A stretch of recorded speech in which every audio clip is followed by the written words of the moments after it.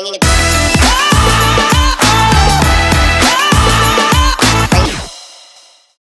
Fala galera, como é que vocês estão? Tudo bem? Espero que sim. Hoje nós vamos continuar no nosso estudo da carta de Paulo aos Filipenses e nós estamos no episódio de número 8, onde nós vamos meditar aqui nessa carta tão preciosa de Paulo.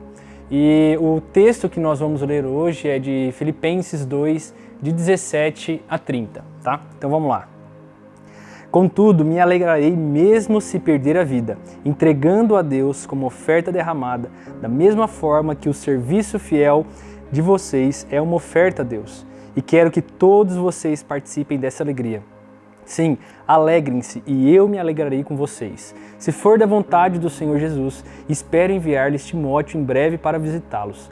Assim, ele poderá me animar contando-me notícias de vocês. Não tenho ninguém que se preocupe sinceramente com o bem-estar de vocês, como Timóteo. Todos os outros se preocupam apenas consigo mesmos e não com o que é importante para Jesus Cristo. Mas vocês sabem que Timóteo provou o seu valor. Como um filho junto ao Pai, ele tem servido ao meu lado na proclamação das boas novas. Espero enviá-lo assim que souber o que me acontecerá aqui. Tenho confiança no Senhor de que em breve eu mesmo irei vê-los. Enquanto isso, penso que devo enviar-lhes de volta Epafrodito. Ele é um verdadeiro irmão, colaborador e companheiro de lutas, que também foi mensageiro de vocês para me ajudar em minhas necessidades.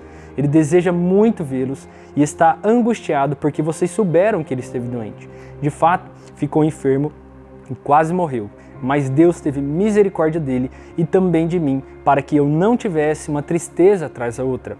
Por isso, estou ainda mais ansioso para enviá-lo de volta, pois sei que vocês se alegrarão em vê-lo, e eu não ficarei tão preocupado com vocês. Recebam-no com grande alegria no Senhor e dê-lhe a honra que ele merece, pois arriscou a vida pela obra de Cristo, esteve pronto a morrer enquanto fazia por mim o que vocês mesmos não podiam fazer. Então hoje nós vamos meditar nessa carta tão preciosa do apóstolo Paulo, e o tema do nosso estudo hoje é Homens Imitadores de Cristo. No capítulo 2, no versículo 4 e 5, Paulo descreve a atitude de Cristo Jesus que ele teve, mediante a cruz e mediante a sua própria vontade, e nós somos chamados hoje também para ter a mesma atitude de Cristo. Então hoje nós vamos estudar e meditar sobre 3 homens imitadores de Cristo. E o primeiro exemplo de imitador de Cristo que nós temos nesse texto é o exemplo de Paulo, que nós podemos ver lá no versículo 17, que diz: contudo, me alegrarei mesmo se perder a vida, entregando a Deus como oferta derramada, da mesma forma que o serviço fiel de vocês é uma oferta a Deus. Então nós podemos ver que o apóstolo Paulo não estava em condições muito favoráveis, ele estava preso, mas mesmo ele estando preso e nessas condições, ele era alguém que era agradecido pela situação que estava vivendo e também pelas pessoas que o acompanhavam. A pergunta que nós temos que nos fazer é o seguinte: quantos de nós, na mesma situação de Paulo, mediante uma possível morte, teríamos as mesmas atitudes dele, de alegrar as pessoas que se importavam com ele e de ser agradecido pela situação que estava vivendo? Um aspecto que nós podemos também meditar é que Paulo ele sabia quem ele era em Deus e também sabia da salvação. No capítulo 1, no versículo 21, nós podemos ler ele falando que o viver é Cristo e o morrer é lucro. Então ele sabia para onde ele iria e ele sabia quem ele era em Deus. Então ele tinha essa confiança e por isso ele era agradecido a Deus por todas as situações que ele estava vivendo. O próximo ponto que nós podemos extrair desse texto é que Paulo ele era um homem que estava disposto a dar a sua vida por outras pessoas, mas não com constrangimento e sim com alegria. E nós podemos ver isso no versículo 17 e 18, onde ele diz: contudo, me alegrarei mesmo se perder a vida, entregando a Deus como oferta derramada, da mesma forma que o serviço fiel de vocês é uma oferta a Deus. E quero que todos vocês participem dessa alegria. Sim, alegrem-se e eu me alegrarei com vocês. Então, como nós vimos no primeiro ponto, Paulo ele era alguém que estava agradecido pela situação que estava vivendo, sabia quem ele era em Deus, mas também ele estava querendo passar essa alegria, o conforto para a igreja de Filipos. Porque, querendo ou não, quando um líder está passando por dificuldades, os seus liderados, os discípulos, eles se preocupam com o momento de vida e com a situação. Mas Paulo estava dizendo para ele: sim, se alegrem alegrem e eu me alegrarei com vocês. Ele estava querendo dizer ali, na verdade, o seguinte: gente, eu não estou morrendo por um motivo qualquer, ou um motivo, vamos dizer assim, ruim, mas eu estou morrendo pela propagação do Evangelho. Ele estava tentando passar essa segurança para as pessoas, a segurança que não só ele tinha em Deus, mas que também as pessoas poderiam se sentir alegres com o momento de vida que eles estavam vivendo, porque a causa da possível morte do apóstolo Paulo e também da prisão era uma boa e se não uma ótima causa pela propagação do Evangelho.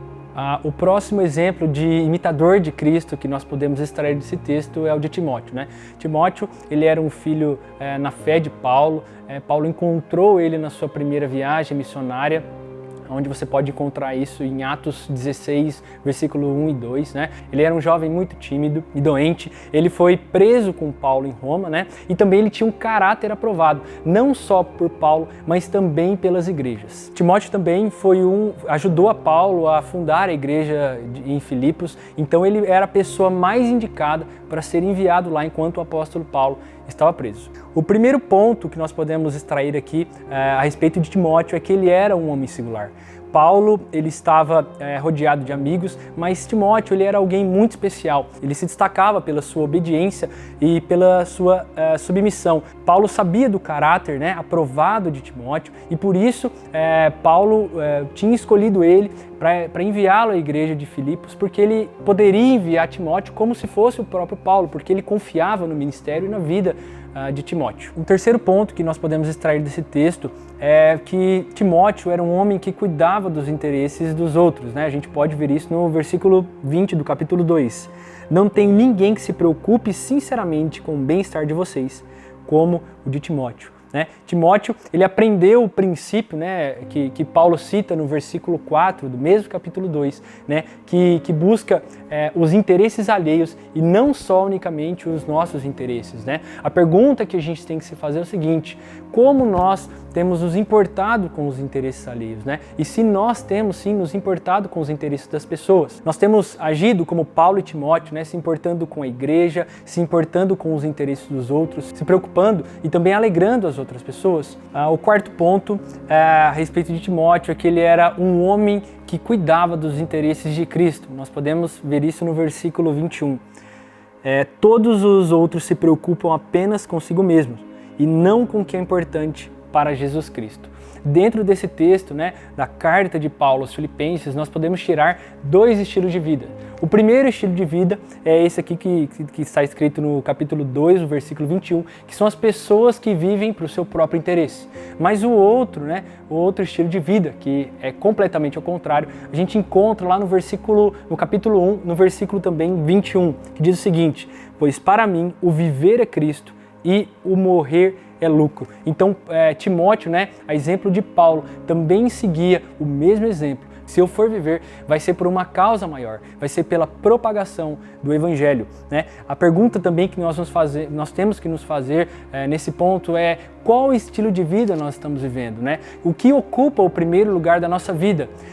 Se Deus está ocupando o primeiro lugar da nossa vida, cara, tudo vai ter um certo equilíbrio, a nossa vida vai ter equilíbrio, as coisas não vão ser distorcidas. Um exemplo que nós podemos comparar é um de um quebra-cabeça.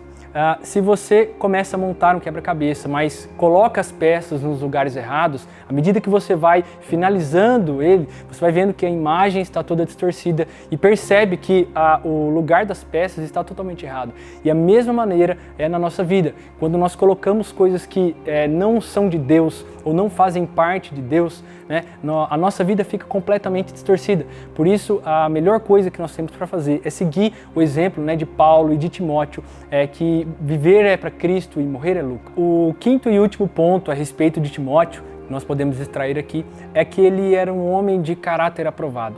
Nós podemos ver lá em Atos 16, de 1 e 2, né, que as pessoas davam um bom testemunho a respeito de Timóteo. Né? Ele não precisava provar para Paulo ou para as outras pessoas que ele era alguém com caráter aprovado. A atitude dele, naturalmente, mostrava para as pessoas que ele era um homem imitador de Cristo. Né? Então, antes dele ser missionário, antes dele seguir Paulo nas suas viagens, ele já tinha um caráter aprovado pela igreja e pelas pessoas ao seu redor. Né? E o que as pessoas têm falado de nós? Como nós temos agido nos nossos dias? Né? A nossa família, os nossos amigos de perto, eles têm olhado para nós nós e tem aprovado o nosso caráter. Então, meditando, né, nesse texto a respeito de Timóteo, nós vemos que ele não era alguém só que falava, mas também que fazia. Ele tinha um caráter aprovado por Deus, pela igreja e pelas pessoas ao seu redor. O último exemplo que nós podemos extrair desse texto é o exemplo de Epafrodito, né? Então, os versículos que nós vamos ler agora é de 25 a 30. Enquanto isso, penso que devo enviar-lhes de volta Epafrodito. Ele é um verdadeiro irmão, colaborador e companheiro de lutas que também foi mensageiro de vocês para me ajudar em minhas necessidades. Ele deseja muito vê-los e está angustiado porque vocês souberam que ele esteve doente. De fato, ficou enfermo e quase morreu, mas Deus teve misericórdia dele e também de mim para que eu não tivesse uma tristeza atrás da outra. Por isso, estou ainda mais ansioso para enviá-lo de volta, pois sei que vocês se alegrarão em vê-lo e eu não ficarei tão preocupado com vocês. Recebam-no com grande alegria e lhe deem a honra que ele merece, pois arriscou a vida pela obra de Cristo e esteve a ponto de morrer enquanto fazia por mim o que vocês mesmos não podiam fazer. Então, nós vamos entender um pouco quem que era Epafrodito, né? Epafrodito, ele fazia parte da igreja de Filipos, né? Ele foi enviado a Paulo para entregar uma oferta missionária e para ajudar nas necessidades que ele tinha, né? Epafrodito também era um gentil na época era considerado quem não era judeu. Então, mesmo ele sendo gentil, ele tinha uma vida e também refletia a imagem de Cristo, assim como Paulo e Timóteo. O significado do seu nome é muito interessante. Era alguém amável, era alguém gentil, né? E o seu nome, o significado do nome dele realmente refletia nas atitudes que ele tinha. Entendendo quem foi Epafrodito, nós vamos refletir agora sobre alguns pontos da sua vida. O primeiro ponto que eu queria compartilhar com vocês é que Epafrodito era um homem pronto a servir, mesmo correndo grandes riscos, né? Naquela época eles não tinham a facilidade que nós temos de nos locomover hoje com carro, avião. O trajeto da cidade de Filipos até a cidade de Roma, se você for hoje, né, com carro e através das estradas, é um percurso de mais ou menos 600 quilômetros. Mas na época, Epafrodito percorreu esse caminho por mais ou menos 1.000 quilômetros, então ele enfrentou muitas dificuldades, né, para chegar até Paulo. Então ele estava disposto a servir não só a igreja para levar essa oferta missionária, mas também para servir a Paulo. Epafrodito também, ele era considerado como um irmão, um cooperador e também companheiro de lutas. Nós podemos ver que realmente Epafrodito tinha essa aprovação de Paulo e também tinha esse elo fraternal com a igreja e com o apóstolo Paulo. O próximo ponto a respeito de Epafrodito é que ele era um homem pronto a servir a igreja de Cristo. Então, Paulo também considerava Epafrodito como um irmão, um cooperador e também companheiro de lutas, né? Nós podemos ver esse elo fraternal que Paulo tinha com Epafrodito. O segundo ponto que nós podemos refletir a respeito de Epafrodito é que ele era um homem pronto a servir a igreja de Cristo, né? Como nós já vimos, ele foi enviado a Paulo, né, para entregar essa oferta, e não somente para entregar a oferta, mas também para ser oferta na vida de Paulo, né? Como eu falei no início e como o pastor também já frisou isso, né? Ele estava preso e ele precisava, né, se manter lá na prisão, o apóstolo Paulo. Então ele precisava de pessoas para que o ajudassem nas suas necessidades. Então Epafrodito foi enviado, né, pela igreja de Filipos para ser oferta e para ajudar o apóstolo Paulo nas suas necessidades. O próximo ponto que nós podemos ver a respeito de Epafrodito é que ele era um homem que, mesmo fazendo a obra de Deus, ele ficou doente, né? Muitas pessoas acham que por estar fazendo a obra de Deus, estar no meio da obra de Deus, acham que estão isentos, né, dos problemas naturais da vida, e realmente é o contrário. Mesmo nós servindo a Deus, algumas vezes nós vamos passar por problemas naturais, né? Ele ter ficado doente não foi pela falta de fé, mas foi uma ocasião natural que acontece na vida de muitas pessoas, né? O último ponto que nós podemos ver também a respeito de Epafrodito é que ele era um homem que se dispôs a dar a sua vida pela obra de Cristo, não só viajando nessa viagem perigosa, né, quase morrendo, mas também se entregando como oferta pela igreja e pela vida de Paulo, se importando com a vida do seu líder e se importando também com as pessoas que o enviaram da igreja de Filipos. Então hoje nós refletimos sobre 3 exemplos de homens imitadores de Cristo.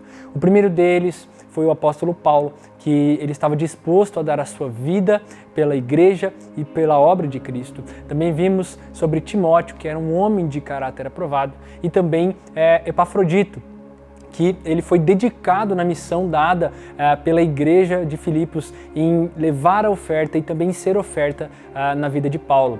E olhando para esses 3 exemplos de homens imitadores de Cristo, nós podemos fazer essa pergunta: temos feito a diferença onde nós estamos hoje?